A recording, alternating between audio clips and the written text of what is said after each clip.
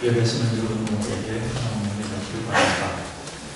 오늘은 예수님이 가르쳐주신 예배의 말씀을 나누려고 합니다. 여러분, 예배가 무엇입니까? 예배는 하나님을 만나는 것입니다. 창세기 1장은 하나님께서 사람을 창조하신 이유를 이렇게 말씀합니다. 우리가 우리의 형상을 따라서 우리의 모양대로 사람을 만들자. 그리고 그가 바다의 고기와 공중의 새와 땅 위에 사는 온갖 들짐승과 땅 위를 기어다니는 모든 길짐승을 다스리게 하자. 하나님 대신 세상을 다스리게 하기 위해 사람을 창조하셨습니다. 그러니까 사람은 하나님의 대리자입니다. 그런데 하나님은 이 사람을 좀 특이하게 만드셨습니다. 어떻게 만드셨는가? 하나님의 형상을 따라 만드셨습니다. 하나님의 형상이란 하나님을 닮은 존재로 만들었다는 뜻입니다. 우리가 잘 아는 대로 하나님은 영이십니다. 그래서 사람 역시 영적인 존재로 만드셨습니다. 근데 여러분, 하나님께서 왜 사람을 영적인 존재로 만드셨을까요? 그것은 사람과 교제하기 위해서입니다. 그 사람과 소통하며 함께 지내기 위해서입니다.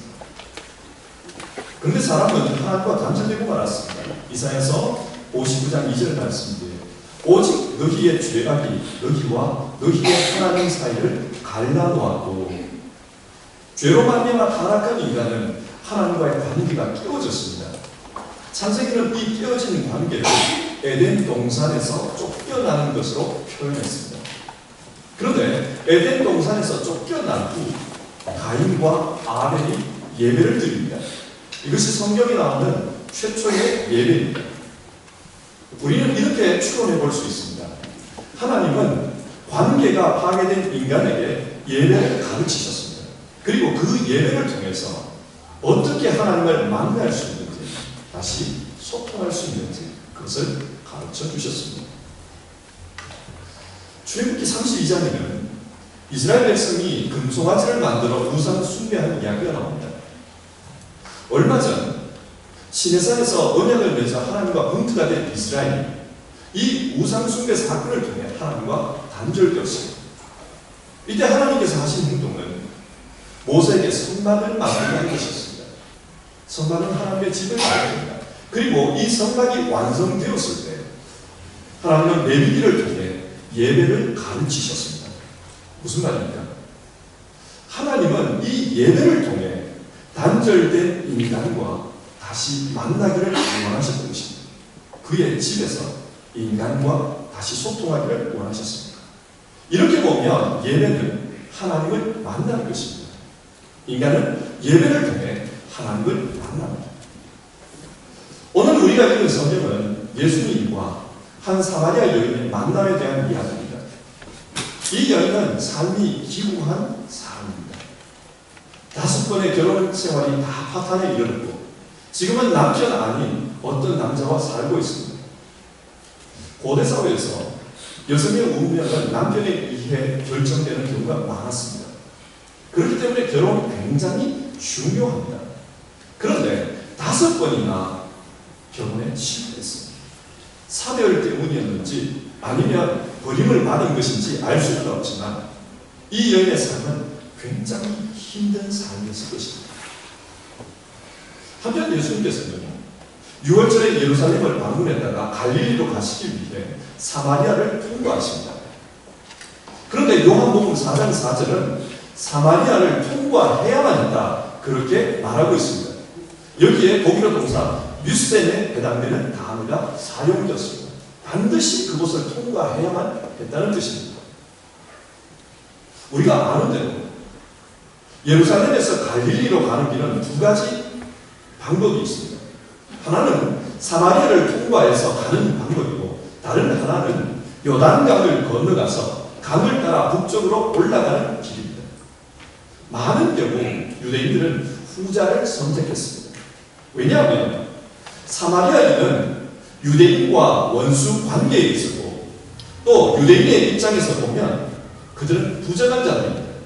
그래서 사마리아를 통과하면 자신들이 더러워진다. 그런 생각을 했습니다. 그런데 여러분, 왜 예수님께서는 굳이 이 사마리아를 통과해야만 했을까요? 결론적으로 말씀드리면 이 여인을 만나기 위해서 길을 가는 예수님이 목이 마르다 물 들어온 여인에게 마실 물을 좀 달라고 합니다. 그러자 이 여인은 유대인이 왜 사마리아 여인이 나에게 물을 달라고 합니까? 참 이상한 분이군요. 그렇게 말합니다. 그때 예수님은 10절 네가 하나님의 선물을 알고 또 너에게 물을 달라는 사람이 누군지 알았더라면 오히려 네가 그에게 청하였을 것이고 그는 너에게 생수를 주었을 것이다.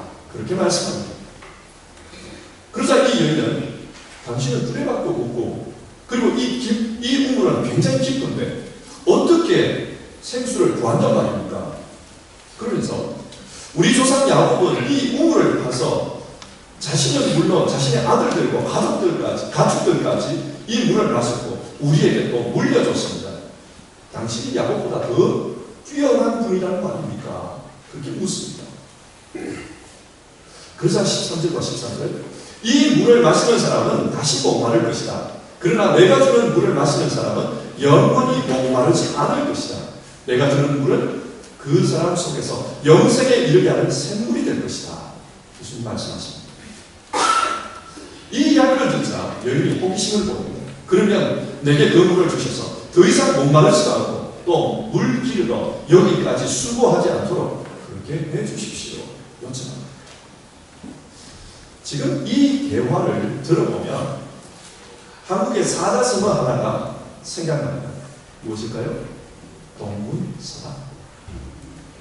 서로 다른 이야기를 하고 있습니다. 왜 그렇습니까? 예수님은 지금 하늘의 관점에서 말씀하고 있고 이 여인은 땅의 관점에서 그 말을 듣고 있습니다. 예수님께서 이 여인에게 하늘의 관점으로 말씀하시는 이유는 이 여인이 하늘나라 사람으로 거듭났으면 좋겠다. 그런 바람이 있기 때문입니다. 예수님은 힘든 인생을 살아가고 있는 이 여인이 하나님 자녀로 회복되기를 원하십니다. 요한복음은 땅의 이야기로 하늘의 것을 말하는 경우가 많습니다.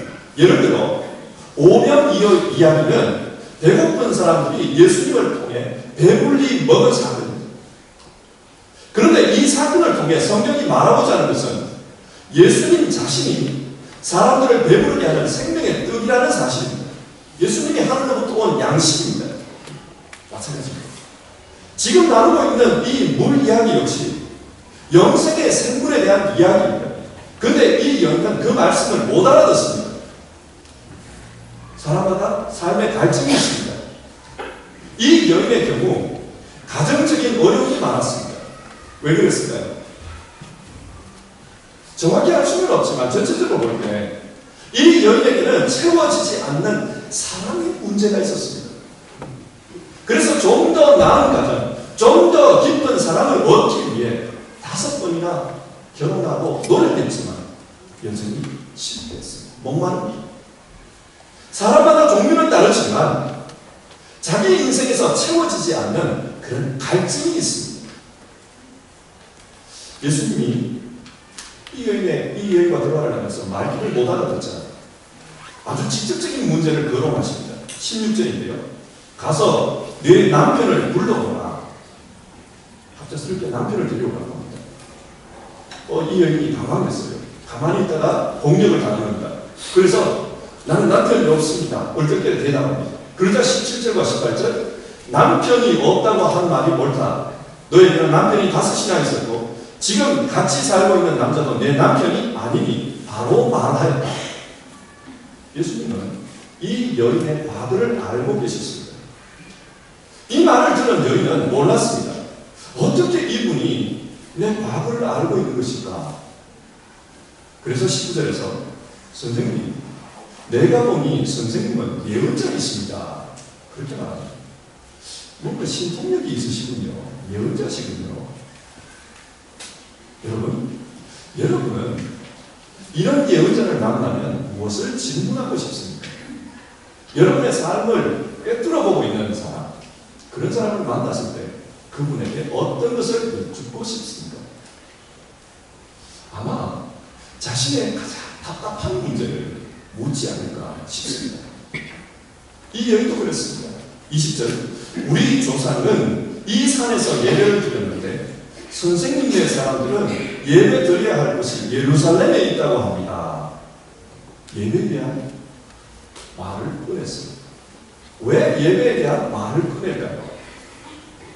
자신의 부끄러운 부분이 들통이 나서 그것을 빨리 감추기 위해 화제를 전환한 겁니까? 아닙니다. 이 여인은 지금 자신의 갈증을 사람이 채워줄 수 없다는 것을 여러 번의 실패를 통해 깨달았습니다. 그래서 하나님을 찾고 있습니다.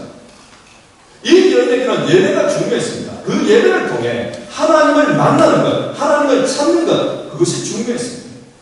그래서 사마리아 사람들이 예배하는 곳, 그리신산에 가서 하나님을 찾았습니다. 하지만 하나님을 못 만났습니다. 무슨 말입니까? 사마리아인들이 하나님을 섬기는 그 방법으로는 아무리 노력해봤지만, 여러 차례 시도해봤지만 아무런 감동도 얻지 못했다는 말입니다. 하나님을 만나지 못했습니다.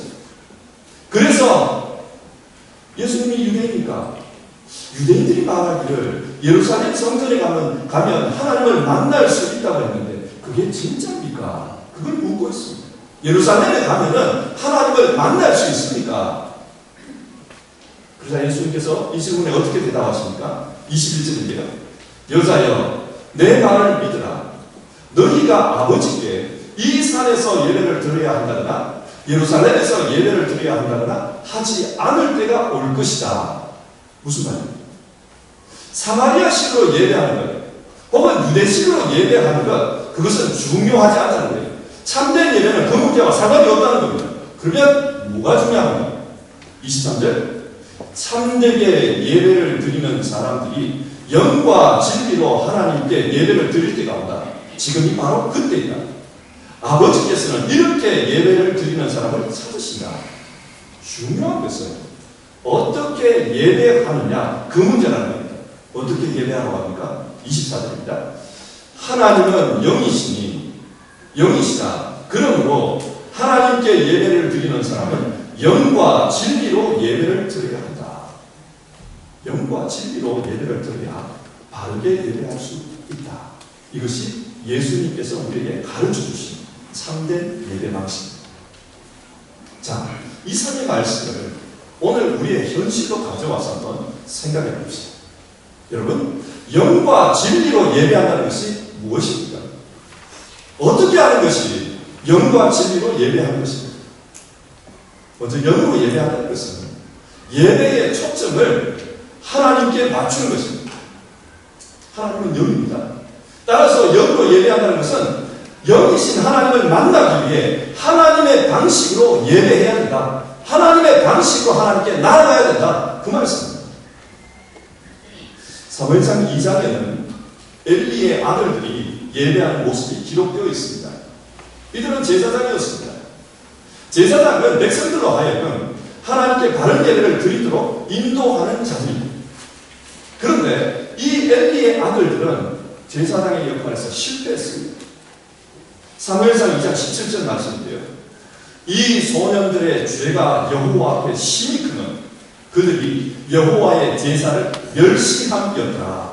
무슨 말입니까? 이들의 제사는 실패한 제사입니다. 이들의 예배는 실패했습니다. 제사장으로 부지런히 제물을 드리고 화려하게 예배했지만 실패했습니다. 왜 실패합니까? 엘리의 아들들은 사람들이 예배를 드리러 올 때 가져오는 그 제물에 관심이 많았습니다. 그래서 예배를 드리기 전에 제물로 바칠 고기를 자신들이 먼저 취하는 그런 행동을 했습니다. 이들의 예배는 예배를 받으시는 하나님보다 자신들이 차지할 제물에 더 초점이 맞춰져 있었습니다. 하나님은 이런 모습을 보면서 한마디로 하나님을 존중하지 않는다. 사무엘상 2장 30절 말씀인데요.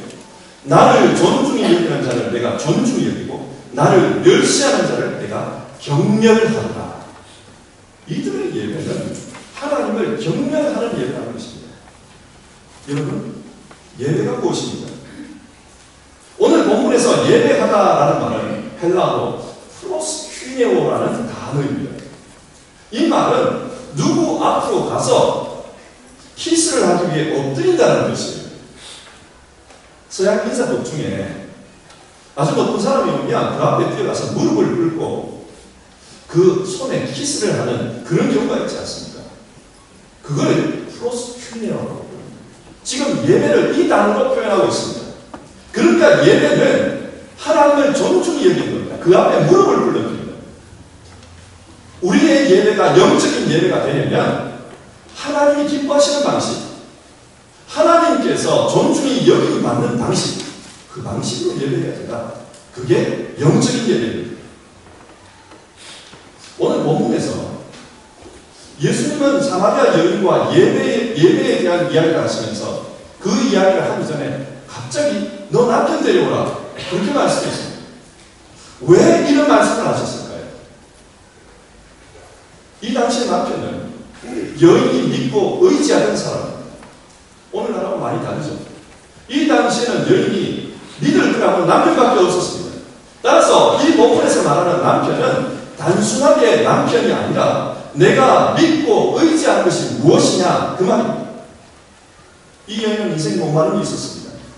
그런데 그 목마름을 해결하기 위해 무엇을 의지하면서 살아왔단 말입니다.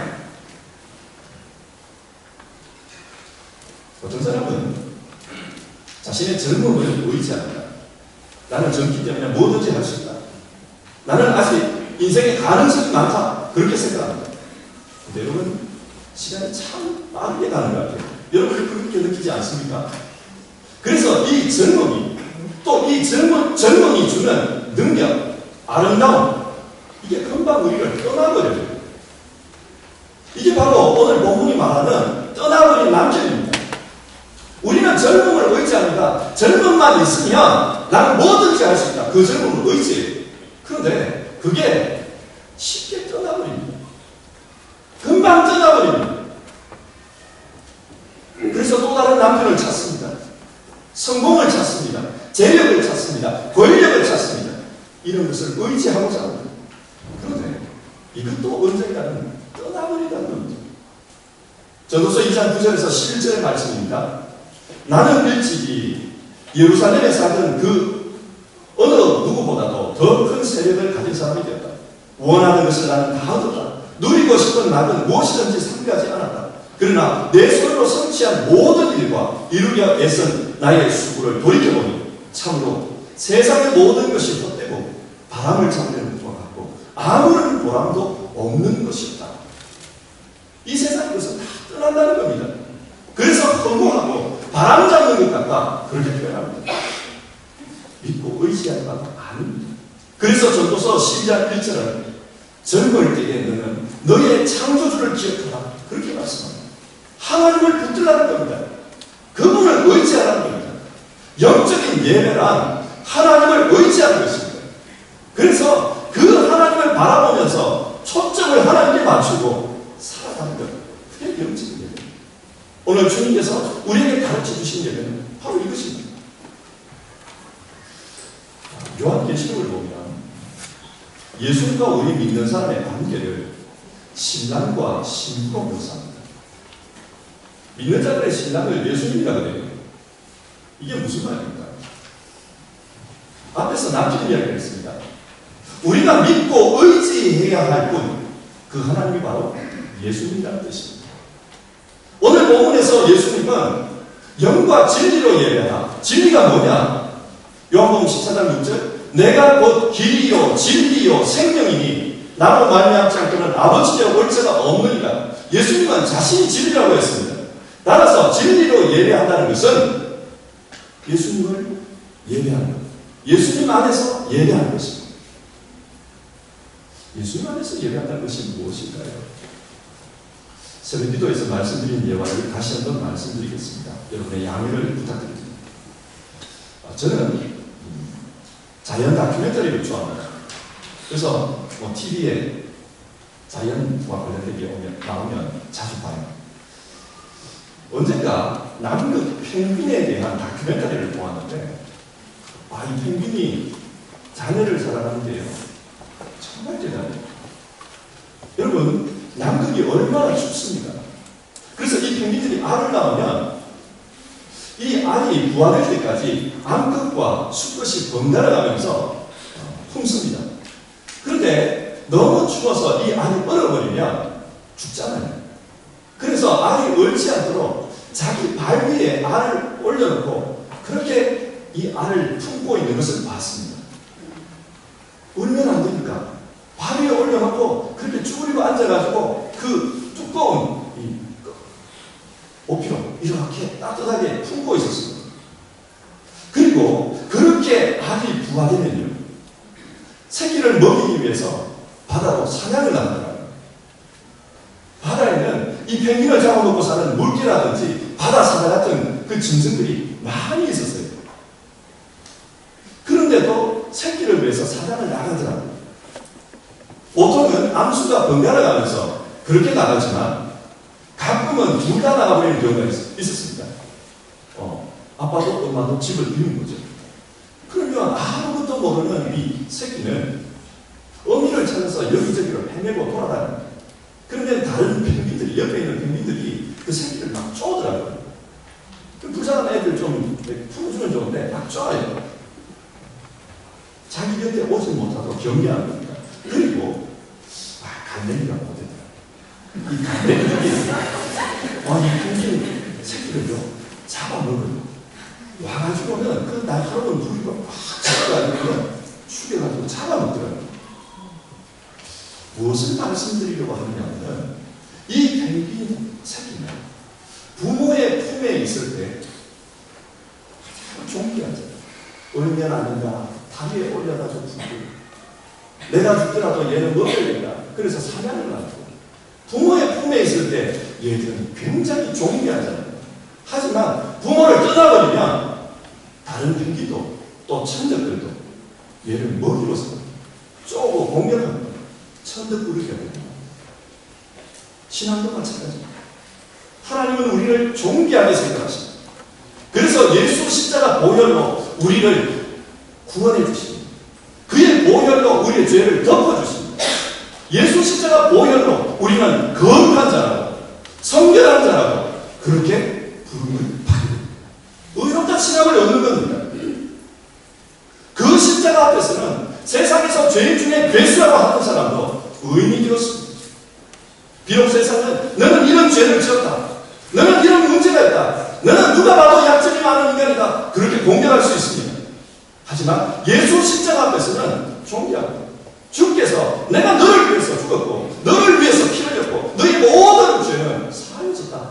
주님께서 의롭다고 선포하시기 때문에 새끼 펭귄이 있어야 할 것이 어미의 품속이듯이 우리가 신앙하면서 돌아가야 할 것은 예수 십자가입니다.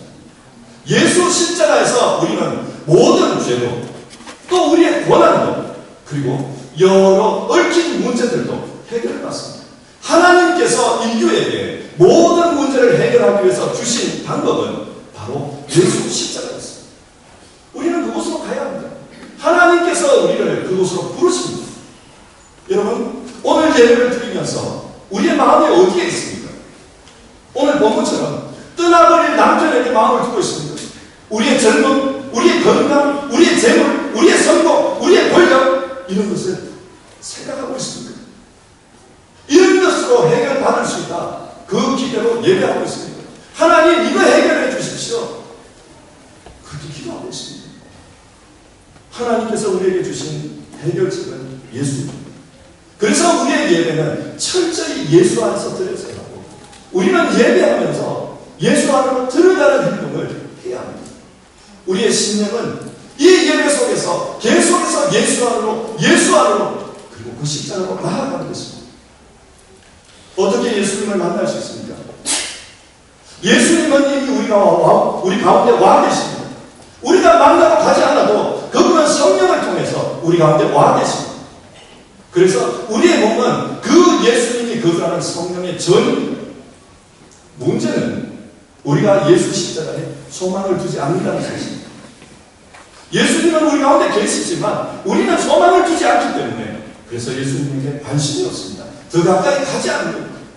그리고 예수 안에서 하나님을 만나지 못하는 것입니다. 말씀을 드리겠습니다. 예배는 하나님을 만나는 것입니다. 예수님은 갈릴리로 갈 수 있는 다른 길이 있었습니다. 그러나 굳이 이 사마리아 여인을 만나기 위해 사마리아 길로 가셨습니다. 오늘도 예수님은 우리를 만나기 위해 이 예배로 찾아오실 것입니다. 성령으로 임하십니다. 왜 오십니까? 이 예배를 통해 우리가 하나님의 자녀로 회복되고 하나님의 자녀의 특권을 다시 누리며 살기를 원하기 때문입니다. 우리 하나님을 믿습니다. 그리고 하나님의 자녀가 되었다. 예수 안에서 하나님 자녀가 되었다. 예수 안에서 거룩한 자가 되었다. 그것도 믿습니다. 그렇다면 이 예배를 통해서 우리는 하나님 자녀의 권세를 회복해야 합니다. 그리고 예수님 안에서 우리는 거룩성이 회복되어야 합니다. 한 주간 세상 속에 살면서 인생의 갈증을 경험했을지 모르겠습니다.